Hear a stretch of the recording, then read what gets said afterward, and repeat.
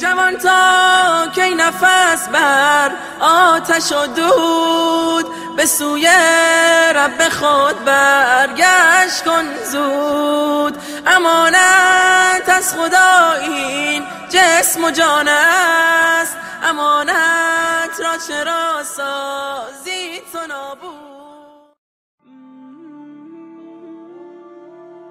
ماجد جوان 17 ساله بود که پدرش یکی از بزرگترین تاجران شهرشان بود.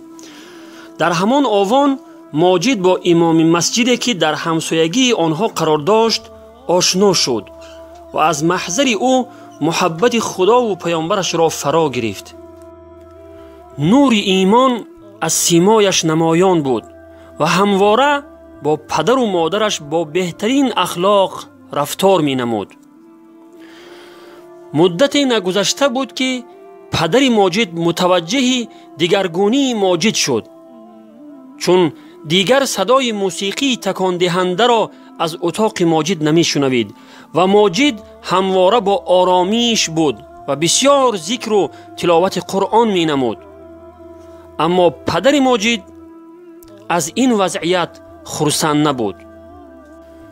پس از گذشتن مدت پدر ماجد شروع کرد به فشار آوردن و تحت تنگنا قرار دادن وی و او می گفت این کارهای پوچ و بی اساس چیست که انجام می دهی؟ چرا قرآن می خوانی؟ آیا الان وقتی نماز است؟ مگر کسی مرده است؟ وقتی نماز صبح فرا می رسید ماجد از خواب بر می خواست و پدرش را از خواب بیدار می کرد. اما پدر که پیش از ازدواج سجده برای خدا نکرده بود از این کار فرزندش به خشم می آمد و بر سر و روی او توف می کرد.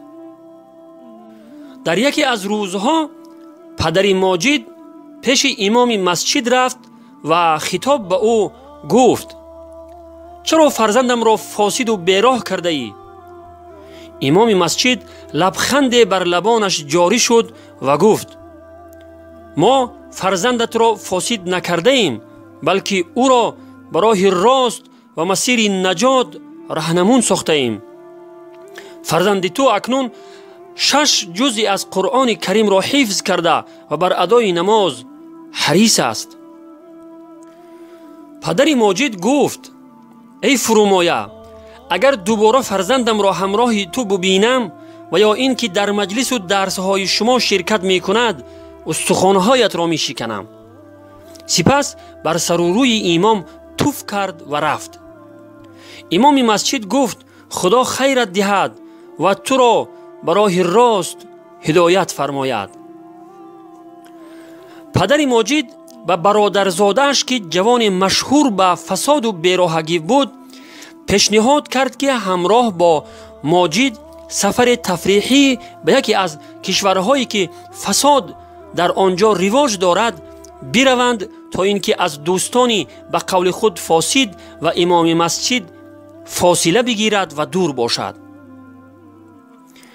پسر عموی ماجد خطاب به ماجد گفت نظرت چیست سفری را به اسپانیا برویم و آثار فرهنگ و تمدن اسلامی که در آنجا وجود دارد را از نزدیک مشاهده نماییم؟ ماجد چون در آغاز مسیر استقامت بود پیشنهاد وی را پذیرفت و همراه او به اسپانیا روانه شد. پدر ماجد همه خراجات سفر را به عهده گرفت. ماجد و پسر عمویش پس از رسیدن به اسپانیا در مهمانخانه‌ای که در همسایگی آنها رقاصخانه و کلوب شبانه وجود داشت اقامت گزیدند. پسر عموی ماجد چون شب فرا می رسید به آن رقاصخانه می رفت، اما ماجد از همراهی وی خودداری می نمود و در اتاق خویش به ذکر و یاد خداوند مشغول می شد. پس از گذشت مدت ماجد همراه پسر عمویش به آن رقاصخانه گام نهاد و اندک اندک به رقصیدن با زنان آنجا بوده شروع نمود. دیری نگذشت که همان نمازهایی را که در مهمانخانه به جای می آورد ترک نمود و با اذکاری که بر زبان جاری می ساخت وداع کرد. در یکی از روزها پسر عموی ماجد سیگاری را که آمیخته به نوع مواد مخدر بود به او تعریف نمود و ماجد نیز پذیرفت و پس از آن در چاه تاریکی ها سقوط نمود. ماجد دیگر از هیچ چیز باک نداشت، نه از سیاهی و کبود شدن اطراف چشمانش و نه از شبگذرانی و نه از زنا و زنان رقاصه و نه از ترک نمازهایش. پس از گذشت مدت ماجد با پدرش تماس گرفت تا مقدار پول برای وی بفرستد. پدر پس از شنیدن این سخن نزدیک بود از خوشحالی پرواز کند. ماجد روز به روز بیشتر در گرداب فساد فرو می رفت تا اینکه در دام مصرف گرائین افتاد. مدت ویزای آنها به پایان رسید.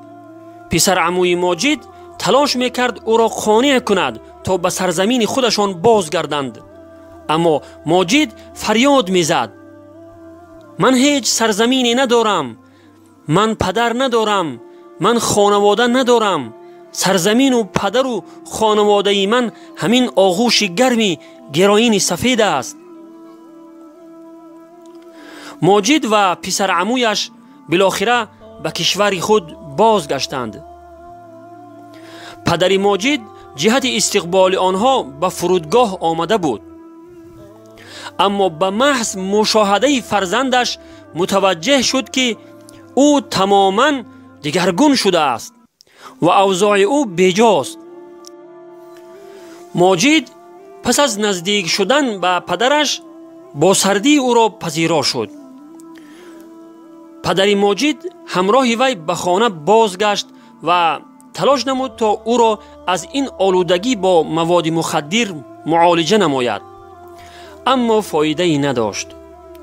چندین بار ماجد پدرش را کتک زد و نیز بسیاری از طلاهای مادرش را دزدید و حتی کارش بجایی رسید که برای دستیابی به پول و پیسه جهت تهیه مواد مخدر پدرش را با چاقو تهدید می کرد. در یکی از روزها پدر ماجد به نزد امام مسجد رفت و خطاب به او گفت: مرا ببخش، من بر سر و روی شما توف کردم و با بی‌ادبی با شما رفتار کردم، اما الان میخواهم ماجد را به سوی خودت بازگردانی. ماجد اسیر مواد مخدر شده است. خواهش میکنم او را به حال اولش بازگردان. او را به نماز بازگردان. او را در حالی که پاک شده است به من بازگردان. اما امام مسجد لبخندی زد و گفت: ای پدر ماجد، با صداقت تمام از خداوند بخواه که او را هدایت کند، زیرا هدایت تنها به دست اوست.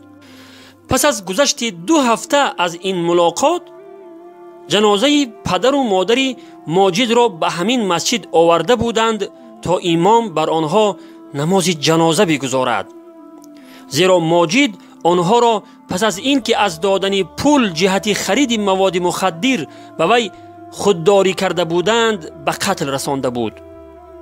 ماجد در حالی که در پس پنجره های زندان نشسته بود و در حالی که اشک از چشمانش جاری بود می گفت: چرا پدر جان؟ گناه من چی بود؟ آیا مگر اسلام تو را به خوشرفتاری با فرزندانت امر نکرده بود؟ انا همین است نتیجه دور ماندن از تعلیمات اسلامی. پدران و مادران عزیز، از دیندار شدن فرزندانتان ناراحت نشوید. کوشش نمایید تا فرزندانتان دیندار شوند و تعلیمات اسلامی را خوب فرا گیرند و یک مسلمان واقعی شوند.